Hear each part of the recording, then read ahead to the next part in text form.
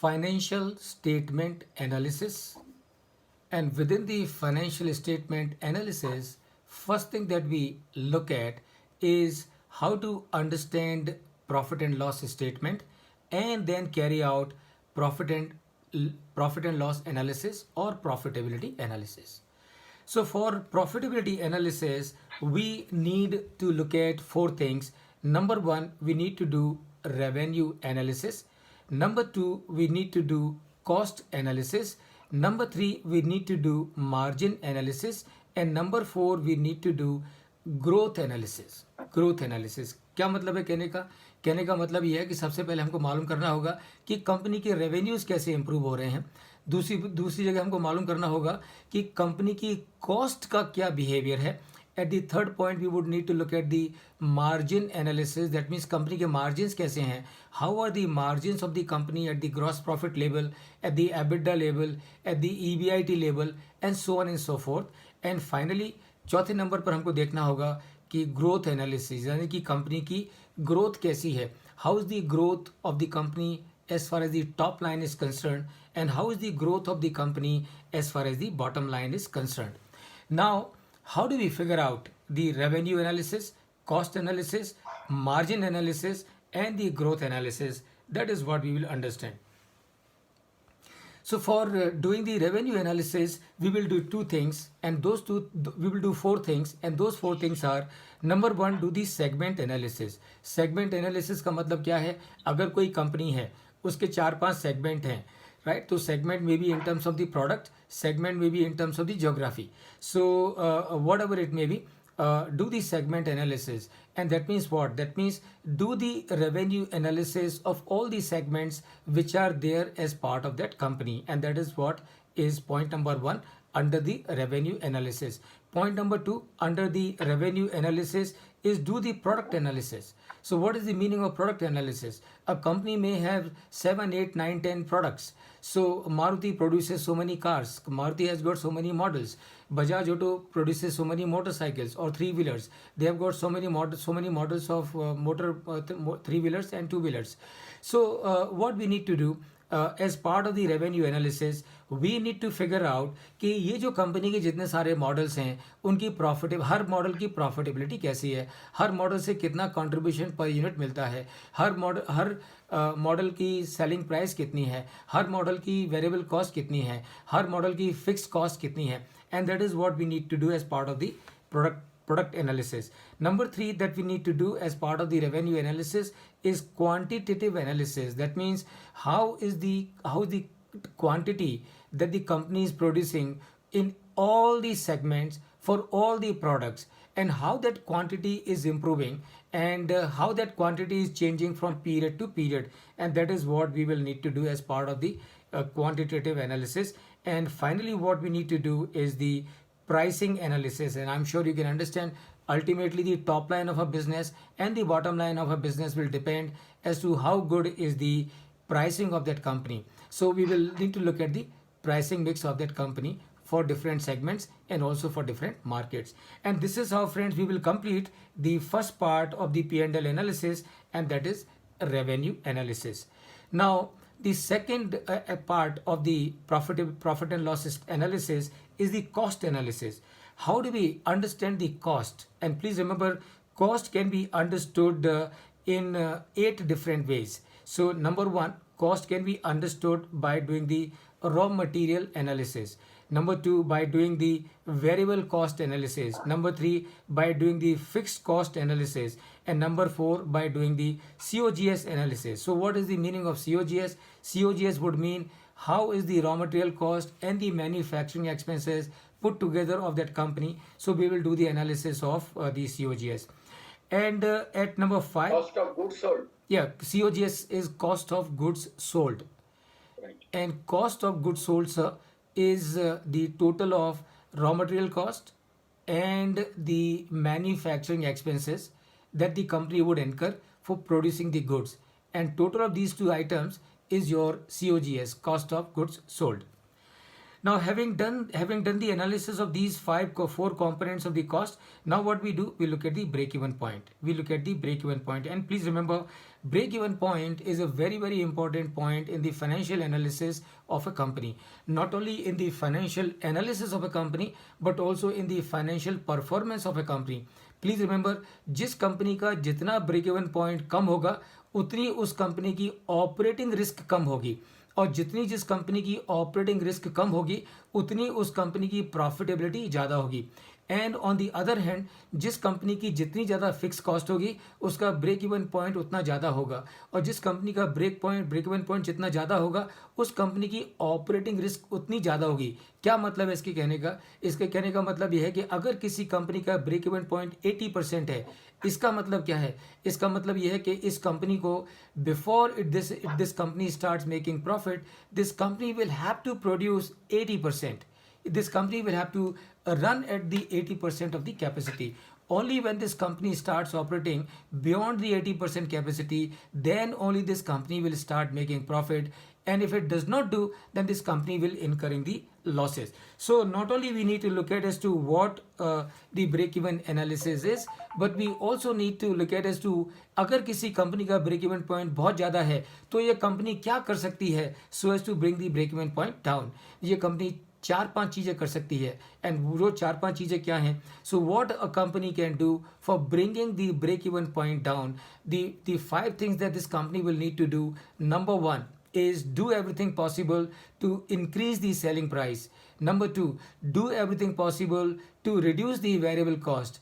Number 3, do everything possible to reduce the fixed cost. Number 4, ideally do all the 3 things together. And number 5, what this company can also do to bring the fixed cost down is to look at the entire project, entire operations, and see as to what kind of adjustments can be done in the project or in the plant or in the operations so that all these costs are impacted positively. और वो सब नहीं होता है तो what this company can do, in case this company is fifth point, in case this company is having certain ideal assets, what this company can do, dispose of those ideal assets, and whatever money that you recover from the sale of those assets, use that money for repaying your debt. And by repaying your debt, what you would achieve, your interest cost will go down, which means your fixed cost will go down, and if your fixed cost is going down, automatically your break even point will improve. And that is what this company will have to look at as the fifth point on the break even analysis. Remember, ये break even point दिखने में बहुत छोटा है, लेकिन बहुत जितना छोटा दिखता है उतना ही ज़्यादा important है. Number 5, what this company need. Number 6, what this company need to do is to do the CVPR analysis. And what is CVPR analysis? CVPR analysis is cost volume profit relationship. So हम सभी समझ सकते हैं कि किसी भी company की cost में और उसके वॉल्यूम में और उसके प्रॉफिट में डायरेक्ट रिलेशनशिप है. And that is what this company will do, that is do the CVPR analysis, cost volume profit relationship analysis. And with the help of cost volume profit relationship analysis, this company will be able to maximize his profit and find out as to what is the ideal combination of the product mix, ideal combination of the market mix, ideal combination of the price mix, and then go for it accordingly. And that is what this company will do at number 6 for the costing analysis. And the number 7, what this company will need to do as part of the cost analysis is to do the EBITDA cost analysis. Now, what is EBITDA cost? How do you understand EBITDA cost? How do you get the EBITDA cost? Answer, of course, is very simple. Every total of all the cost above the EBITDA is your EBITDA cost. I'm repeating it once again. All the costs put together above the EBITDA line are your EBITDA cost. Meaning what? जो कौन कौन सी cost हैं जो कि EBITDA के ऊपर हैं. तो एबिडा के ऊपर सबसे पहली कॉस्ट है मटेरियल कॉस्ट, उसके बाद में दूसरी कॉस्ट है मैन्युफैक्चरिंग एक्सपेंसेस, और तीसरी कॉस्ट है that is SG&A, selling general and administrative expenses. So EBITDA cost का मतलब क्या है? एबिडा कॉस्ट का मतलब है total of material cost, manufacturing cost and the selling and general expenses put together. तो ये तीनों का total is your EBITDA cost, and this company will need to do the EBITDA cost analysis and find out कि जो तीन जो EBITDA के cost के component हैं, material cost, manufacturing cost and the SG&A, उसमें कहाँ पर इस कंपनी को स्कोप है to reduce it actually, or wherever this company can do reduction in any of these three components or any all of these components, that much will be better profitability of this company. And finally, friends, the eighth component of the cost analysis this company has to do is to find out the employee cost analysis. And how do you do the employee cost analysis? Of course, you can divide your sales by the number of employees that you have, and thereby you find out as to how much is your sales per employee. Likewise, you can divide your profit after tax by the number of employees and find out as to how much is your profit after tax per employee. Or you can divide your EBITDA by the number of employees and find out as to how much the EBITDA of the company in terms of per employee. And like that, you can use many other things for doing the employee analysis. And this analysis you do not only for that year, but you also do it for last 2-3 years, so as to find out as to how productive are the employees of the company. Is the productivity of the employee improving, or the productivity of the employee going down? And that is how, friends, you will do the cost analysis, and that is the second component of your profit and loss analysis. The third analysis that you will do as part of your profit and loss analysis is your margin analysis. That means find out what kind of margins the company is having, and we understand it very well. All of us understand it very well कि जिस company के जितने ज़्यादा margin होंगे उस company की financial performance, operating performance and overall performance उतनी अच्छी होगी. सो EBITDA margin analysis can be done at the 4 stages.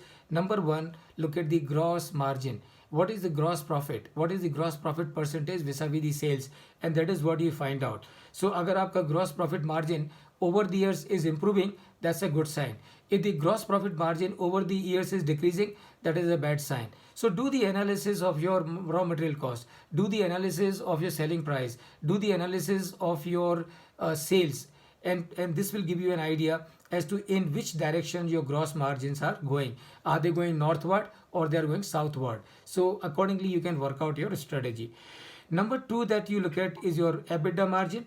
And as we discussed, EBITDA margin would mean you look at your SG&A cost. SG&A cost, remember, is one cost which is kind of a fixed cost, and that means what? That means even if there is a decline in the operations of the company, this EBITDA cost is going to hit you hard in any case. And therefore, EBITDA cost, or I mean to say SG&A, selling general and expenses, is one cost you always have to be wary about all the time. And number 4, you look at the EBIT margins. And how will you figure out the EBIT margin? You will figure out the EBIT margin by deducting the amount of depreciation and amortization from the figure of the EBITDA, and that will give you how your EBIT margins are. And I would say if your EBIT margins are decreasing, remember that is not a bad sign, that is a good sign. So if your EBIT margin is decreasing, that is not a bad sign, that is a good sign. And why that is a good sign? And that is because when will your EBIT margin decrease? Your EBIT margin will decrease when your depreciation is increasing. And remember, if your depreciation is increasing, it is not a bad sign, it is a good sign. And why it is a good sign? It means if your depreciation is increasing, that means you are adding more assets. If you are adding more assets, that means you are increasing your revenue earning capacity. If you are increasing your revenue earning capacity, that means going forward you are going to earn more profit for the company. And that is how you would look at the EBIT margins. And finally, look at the net margin. Net margin will give you an idea as to what kind of tax planning the company is doing. Is the company able to optimize the tax, or is the company paying the taxes which are on the higher side? When I say higher side, that means the company is paying tax and not doing any without companies paying tax without tax planning, and that of course is not a good sign. So this is the third analysis that you will do as part of the profit and loss analysis. And finally, you will do the growth analysis. And for the growth analysis, you will look at the revenue growth and you will look at the margin growth. And that is how, friends, you will do the analysis, financial analysis of profit and loss statement. Looking at the 4 component: revenue analysis, cost analysis, margin analysis, and growth analysis.